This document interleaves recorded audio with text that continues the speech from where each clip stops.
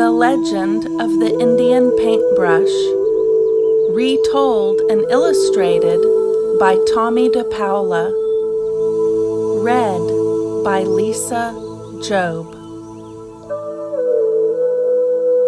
Many years ago, when the people traveled the plains and lived in a circle of teepees, there was a boy who was smaller than the rest of the children in the tribe. No matter how hard he tried, he couldn't keep up with the other boys, who were always riding, running, shooting their bows, and wrestling to prove their strength. Sometimes his mother and father worried for him. But the boy, who was called Little Gopher, was not without a gift of his own. From an early age, he made toy warriors from scraps of leather and pieces of wood, and he loved to decorate smooth stones with the red juices from berries he found in the hills. The wise shaman of the tribe understood that Little Gopher had a gift that was special. "Do not struggle, Little Gopher. Your path will not be the same as the others. They will grow up to be warriors. Your place among the people will be remembered for a different reason." And in a few years, when Little Gopher was older, he went out to the hills alone to think about becoming a man, for this was the custom of the tribe, and it was there that a dream vision came to him.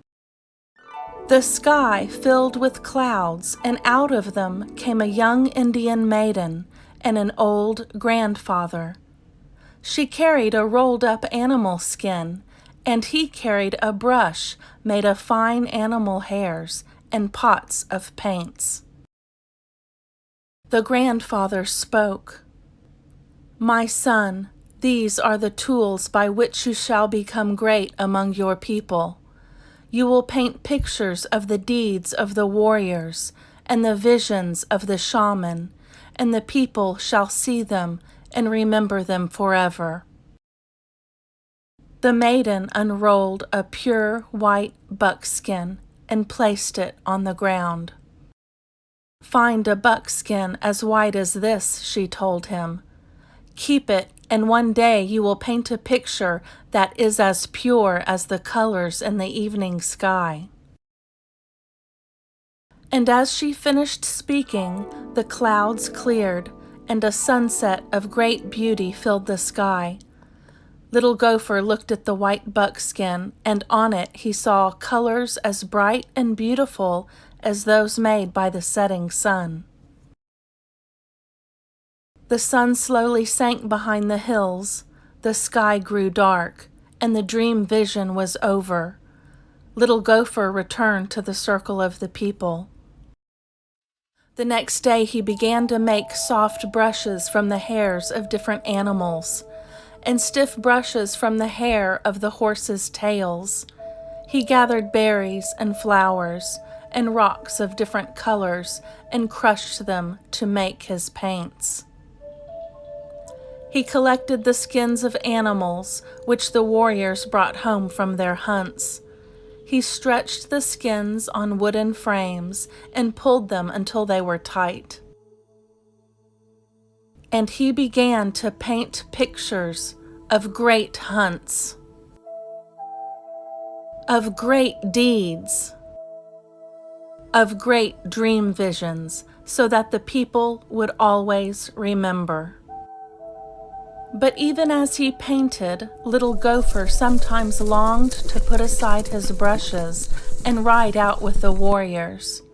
But always he remembered his dream vision, and he did not go with them. Many months ago, he had found his pure white buckskin, but it remained empty, because he could not find the colors of the sunset.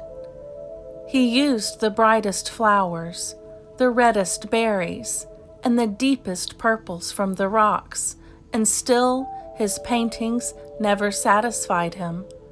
They looked dull and dark. He began to go to the top of a hill each evening and look at the colors that filled the sky to try and understand how to make them. He longed to share the beauty of his dream vision with the people. But he never gave up trying, and every morning when he awoke, he took out his brushes and his pots of paints and created the stories of the people with the tools he had. One night, as he lay awake, he heard a voice calling to him. Because you have been faithful to the people and true to your gift, you shall find the colors you are seeking. Tomorrow take the white buckskin and go to the place where you watch the sun in the evening. There on the ground you will find what you need. The next evening, as the sun began to go down, little Gopher put aside his brushes and went to the top of the hill as the colors of the sunset spread across the sky. And there, on the ground all around him, were brushes filled with paint, each one a color of the sunset. Little Gopher began to paint quickly and surely, using one brush, then another. As the colors in the sky began to fade, little Gopher gazed at the white buckskin, and he was happy. He had found the colors of the sunset.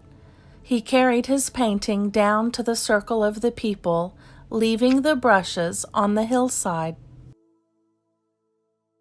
And the next day, when the people awoke, the hill was ablaze with color, for the brushes had taken root in the earth and multiplied into plants of brilliant reds, oranges, and yellows.